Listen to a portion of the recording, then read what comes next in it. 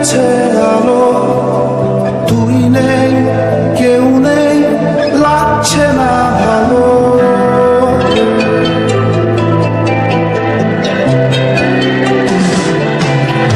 একাদিন ফাঁকা নিভেছে আলো, তুই নেই, কেউ নেই, লাগছে না ভালো।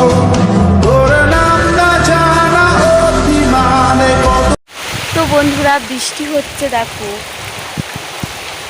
তো এখন সময় হলো 6:30 বাজে। সুপ্রভাত বন্ধুরা, সবাইকে জানাই অনেক অনেক স্বাগত আর অনেক ভালোবাসা জানিয়ে আমি ভাস্বতী চলে আসলাম আবারও একটা নিউ ব্লগ নিয়ে। আর এখন সময় 6:30 বাজে। তো আজকে অনেকটাই সকালে উঠেছি, তো ওঠার একটা কারণ আছে, তো কারণটা বলি তোমাদের সঙ্গে।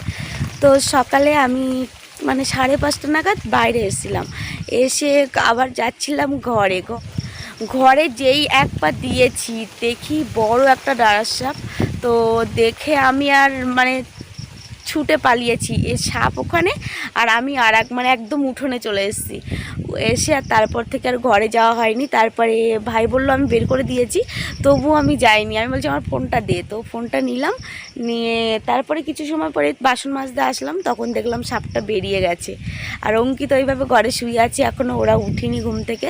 আর বাড়িতে মাসি মা ওরা নেই, ওরা একটু বাজারে গেছে সকাল সকাল কি দরকারের জন্য, অনেকটাই সকালে গেছে। তো তার কারণে বাসনপত্র মাজা কমপ্লিট হয়ে গেছে। এবার আমি রান্না করব, তো যাই কিছু করব সকালের মতন। তো সঙ্গে থাকো, পাশে থাকো, দেখতে থাকো, স্কিপ করো না, গোটা ভিডিওটির সাথে থাকো। তো চলো। আমি তোর ভাষাতে বলছি কথা কতবার, তুই ভাবলি বুঝি তা আলাদা যতবার। আমি তোর ভাষা।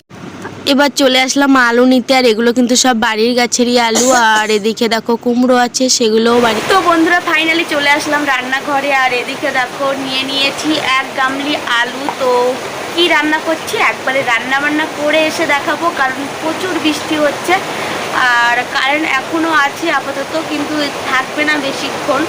আমাদের দিকটা না বৃষ্টি, হালকা বৃষ্টি ঝড় হলে পর কারেন্ট চলে যায়, তো তার কারণে একবারে রান্না করে চলে আসবার, যদি পারি তাহলে অবশ্যই শেয়ার করবো। তো দেখতে থাকো। তো এদিকে পাখাটা গোবর দিয়ে নিলাম, আর এদিকে দেখো আলু কেটে নিলাম, ডাল আর পেঁয়াজ লঙ্কা।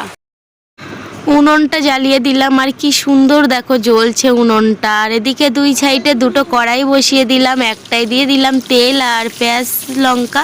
তো একটাই আলু ভাজবো আর একটাই দেবো ডাল বসিয়ে দেবো। তো ডাল বসিয়ে দিয়েছি, এদিকে আলুটাও দিয়ে। তো বন্ধুরা এখনও দেখো বৃষ্টি হচ্ছে টিপটিপিয়ে, আর অঙ্কিতা এখনও ঘুম থেকে উঠেনি। তো আমি এখন ওকে ডেকে তুলবো। তো বৌদি এসছে, বৌদি গল্প করছিল যে আমাদের এদিকে তো পাগলের উৎপাত প্রচুর বেড়ে চলেছে দিন দিন। তো আমাদের এইখানটায় 2টো পাগল ধরা পড়েছিল একসঙ্গে। তো তাদের পকেট থেকে মোবাইলের চার্জার, ব্লেডের 1 রিল, আরও চুড়ি বাচ্চাদের এইসব পেয়েছিল। তারপরেও বৌদির বাপের বাড়ির দিকটায় একটা পাগল মানে বাড়িতে এসে ভাত চাইছিল। তো ওরা তো অত বুঝতে পারেনি, ভাত দিয়েছিল। দেওয়ার পরে বাচ্চা ছিল একটা ছেলে 3 বছরের। তো বাচ্চা ছেলেটা শুয়েছিল ঘরে, আর পাগলটার ভাত দিয়েছিল, রান্না হয়ে গেছিলো, ভাত চাচ্ছিল পাগলটা। তো তার ভাত দিয়েছে, দিয়ে ওই বাচ্চাটার মা গেছে থালা ধুতে গেছিলো। আর ওই সুযোগে বাড়িতে কেউ ছিল না, তো ওই সুযোগে কি করেছে, ও বাচ্চাটাকে কোলে করে নিয়ে ছুটে পালাচ্ছে। আর তারপরে এদিকে পুকুর থেকে ওর মা আসলো, সবাই ঘুরেছিল, আর ওর মা এসে মাঠে রেখে চলে গেছে। ওর মা এসে দেখে কি যে বাচ্চা নেই, পাগলটাও নেই। তো ছুটে চলে যাচ্ছে, মানে মাঠে জল, তো ওইভাবে ছুটছে বাচ্চাটাকে নিয়ে ছুটতে এদিকে ওর মা চিৎকার করছে, কান্নাকাটি করছে। গ্রামের লোক সব জড়ো হয়ে বাচ্চাটাকে, ওর শেষে পাগলটা কি করলো, বাচ্চাটাকে ফেলে দিয়ে ছুটলো।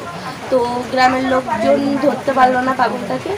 এরকম আমাদের এদিকে হচ্ছে। তারপরে আরেকটা হচ্ছে 12 নম্বরেও হয়েছে, একটা বাচ্চাকে এরকম ধরেছে, এরকম হচ্ছে সব জায়গায়। তাই তোমাদের কাছে রিকোয়েস্ট করছি, প্লিজ বাচ্চাদের একা ছাড়বে না, যখন সবসময় ওদের সঙ্গে রাখবে, মানে স্কুলে পাঠালেও ওদের এগিয়ে নিয়ে আসবে। এইটুকু রিকোয়েস্ট করছি, প্লিজ সবাই নিজের বাচ্চার দিকে একটু খেয়াল রাখবে।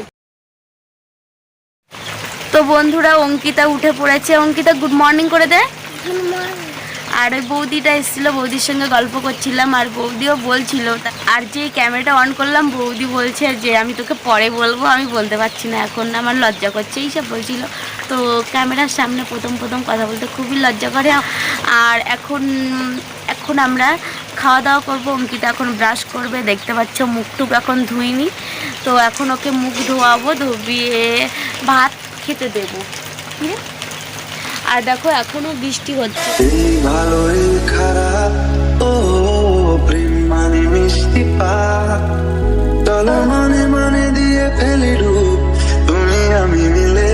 ও আমাদের ডাল হয়ে গেছে, এদিকে আমাদের আলু ভাজা। বন্ধুরা এখন দেখতে পাচ্ছ জাল আর একটা ব্যাগ নিয়ে যাচ্ছে মাছ ধরতে। তো আমাদের ওই পুকুরে মানে নেট পাতা আছে, ওইখানে পুকুর থেকে শোল মাছ লাফিয়ে লাফিয়ে পড়ে নাকি, তাই মাসি আমাকে পাঠিয়ে দিল জাল আর ব্যাগ নিয়ে। তো চলো দেখি কি মাছ পড়েছে, দেখে আসি। তো চলে আসলাম আর দেখো নেটের এই মাথা ও মাথা বরাবর দেখলামও, তো একটা মাছের দেখা পেলাম। তো বন্ধুরা বৃষ্টিটা এই মাত্র থাম আর আমরা এবারে স্নান করতে যাচ্ছি। এদিকে আমি, অঙ্কিতা কোথায় যাচ্ছিস? এখন আমরা দুপুরে লাঞ্চ করব। তো লাঞ্চে কি রান্না হয়েছে চলো দেখি। দুপুরে লাঞ্চে রান্না হয়েছে কুমড়ো আলু আর মৌটি মাছ, আর এদিকে দেখো মৌটি মাছ ভাজা, এদিকে ভাত রেডি করা। তো অঙ্কিতা খাচ্ছে, কি দিয়ে খাচ্ছিস? ডাল। তো ডাল পছন্দ করে প্রচুর। আর আমরা দুপুরে লাঞ্চ করে চলে আসছি। তো দেখি, তো এটা হলো আমাদের পাড়ার একটা মামাটা নৌকা নিয়ে জঙ্গলে মাছ কাঁকড়া ধরে। তো বন্ধুরা একটা মামা কাঁকড়া দিয়ে গেল। তো দেখো নদীর কাঁকড়া, একদম সুন্দরবনের নদীর কাঁকড়া। তো 1 কিলো কাঁকড়া আছে। তো দেখাই তোমাদের কত বড় বড় সাইজের। দেখো বন্ধুরা দেখো বেরিয়ে যাচ্ছে, কত বড় সাইজের। বন্ধুরা এই দেখো কাঁকড়াগুলো কত বড় বড় সাইজের কাঁকড়া, নদীর কাঁকড়া কিন্তু। তো বন্ধুরা আমাদের সুন্দরবনের পাথর প্রতিমা নদী থেকে এই কাঁকড়াগুলো ধরেছে, দেখো কত বড় বড় সাইজের। তো বন্ধুরা দেখতে পেলে কত বড় বড় কাঁকড়া। তো আমাদের বাড়ি থেকে এরকম 10 মিনিট মতো হেঁটে যেতে হয় নদী। তো একদিন যাবো, গিয়ে তোমাদের দেখাবো। আমার শ্বশুর বাড়ি থেকে নদী তো 1-2 মিনিট লাগে স্রেফ, আর এখানে এরকম 10 মিনিট মনে হয় হেঁটে গেলে লাগে, তার কমও লাগতে পারে। তো আমি যাব, গিয়ে তোমাদের আমাদের এইখানটার নদীটা ঘুরে দেখাবো। আর আমাদের এইখানটার নদীটার নাম হলো পাথর। তো আমার শ্বশুরবাড়ির ওইখানে নদীটার নাম হলো গুমন নদী। আর তো এই কাঁকড়াগুলো ধরেছে পাথর নদী থেকে।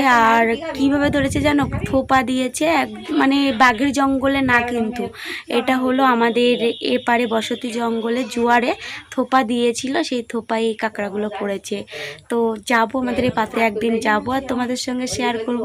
তো প্লিজ ব্লগগুলো স্কিপ না করে প্রত্যেকটা ব্লগ দেখবে, অনেক কিছু দেখতে পাবে। আমাদের সুন্দরবনের জীবনযাত্রা বা জীবিকা, তারা মাছ কাঁকড়ার উপরে বেশি জীবিকা নির্ভর করে। তো মাছ কাঁকড়া, তারপরে কৃষিকাজ। আমাদের সুন্দরবনের বেশিরভাগ মানুষই জঙ্গলের মাছ কাঁকড়া মধু সংগ্রহ করে তাদের জীবন চালায়। কেউ কেউ জঙ্গলে গিয়ে আর ফিরে আসে না, বাঘের হাতেই তাদের জীবন শেষ হয়ে যায়।